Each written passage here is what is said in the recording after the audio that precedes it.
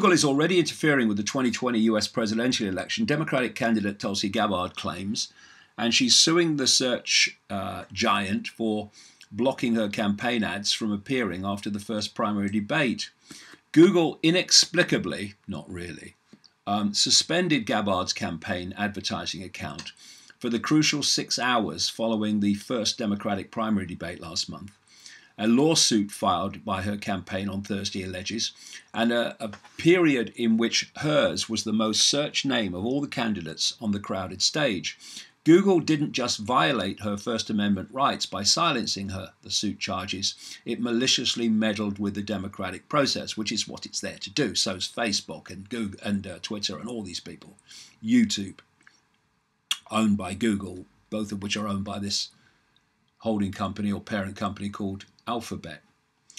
Interestingly, in America, the FBI, the NSA, the CIA, etc., are known as alphabet agencies.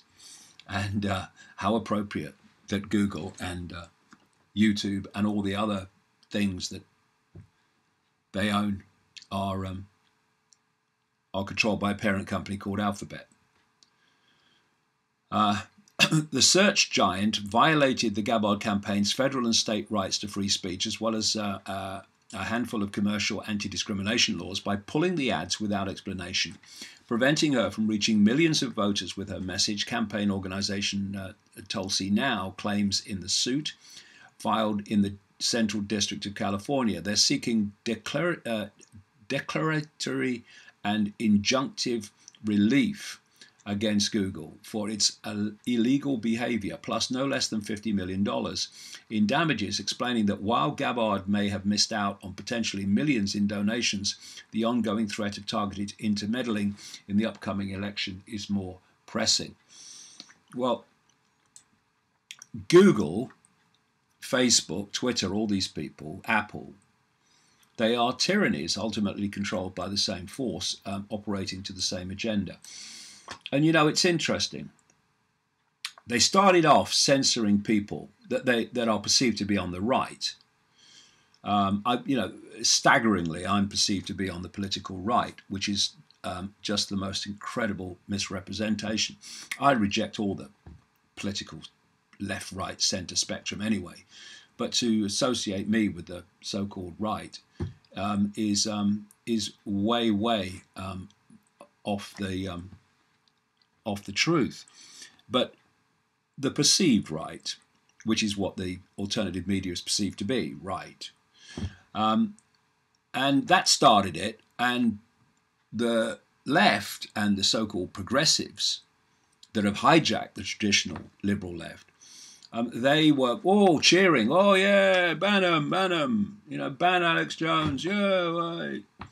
But of course, this is a ticking off operation. You start with some, and then you go to others, and then you go to others, and eventually those that were cheering the earlier suppression and censorship of people now get targeted by the same censorship they were cheering.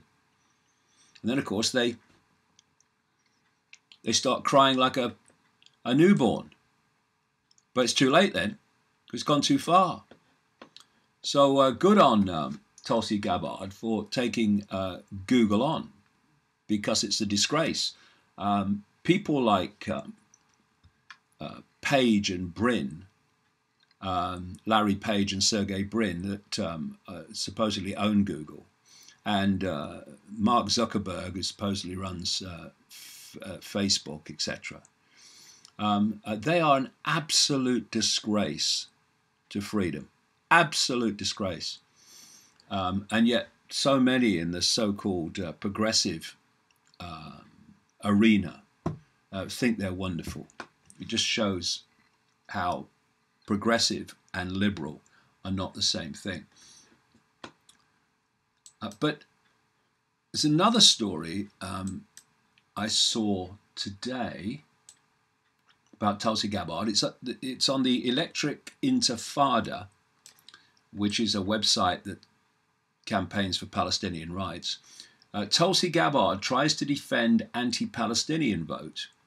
Congress member Tulsi Gabbard is feeling the heat over her vote last week in favor of a resolution that misrepresents and harshly condemns the non-violent BDS, Boycott, Divestment and Sanctions movement for Palestinian rights. The BDS seeks to have a boycott of Israel in the same way that South Africa was boycotted to overcome apartheid.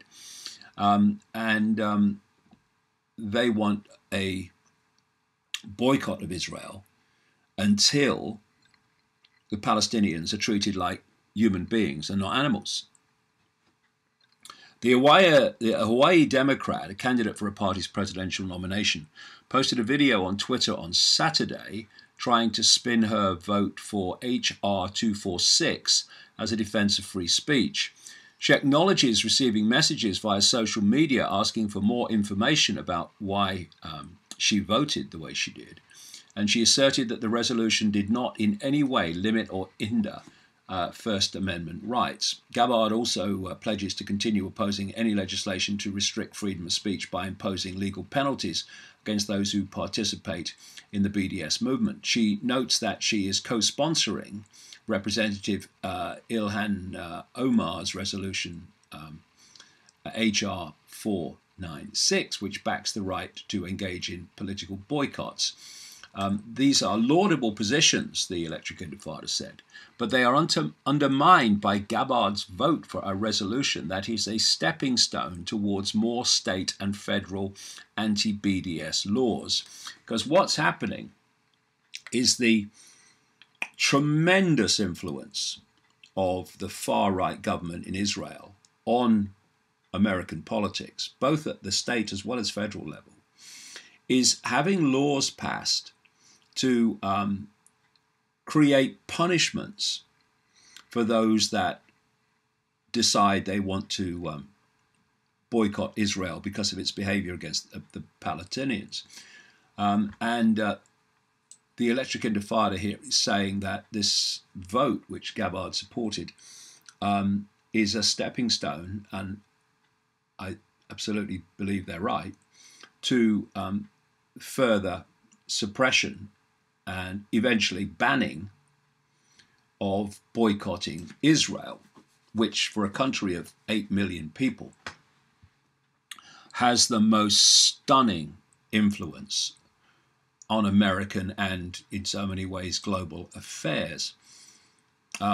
It controls America. It controls American politics. It's a beat about the bush. It does. And this is an interesting point. I mean, Gabbard says so many things that I agree with. And on this, I fundamentally don't agree with. And it's funny, whether it's Tulsi Gabbard or Tucker Carlson, they will, on Fox News, they will push against the system, as Carlson does more than any other television host in America, and ask the questions that others will not ask, raise the points that others will not raise. And yet when it comes to taking on Israel, doesn't want to know. And is Tulsi Gabbard, she's talking absolutely correctly about the abomination of these wars and manipulated so-called revolutions in the Middle East. But she won't talk about the elephant in the living room directly, which is Israel and its far-right psychopathic government. So the Electric Intifada says that Gabbard's reasoning that it's about protecting free speech falls apart further when she explains why she backed the resolution in the first place. I voted for H.R. 246 because I support a two-state solution that provides for the rights of both Israel and Palestine to exist and for their people to live in peace and security. I don't believe BDS is the way to accomplish that. Well, short of violence, what other ways is there to accomplish that? And if you are talking about a two-state solution, you're either kidding yourself or kidding the people you're talking about. The two-state solution's over. Too much land, occupied land, illegally occupied land by Israel, has been now built upon and taken over permanently, that there isn't the land for a two-state solution. But it's like, oh, I believe in the two-state solution. Now change the subject. There isn't going to be a two-state solution because there's not the land there for two states.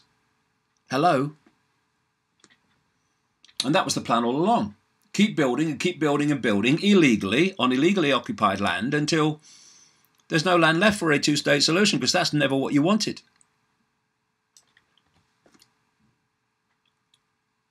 Gabbard, the article says, does not explain why a non-violent movement modelled on the one that helped end apartheid in South Africa is harmful, or what her approach is to ending decades of Israeli military occupation and settler colonisation of Palestinian land. Does she propose to continue the decades-old US and international policy of doing nothing and even rewarding Israel as it commits these crimes? Platitudes about a two-state solution that equate the military occupier with the occupied people can't hide the lack of principled position. This is a kind of interesting point. So often you find people will support a politician or they'll support a political party, and they'll support them whatever. Whatever they say, whatever they do, they'll make excuses. And the opposition to those they support, they will oppose no matter what they say. And this is childlike immaturity.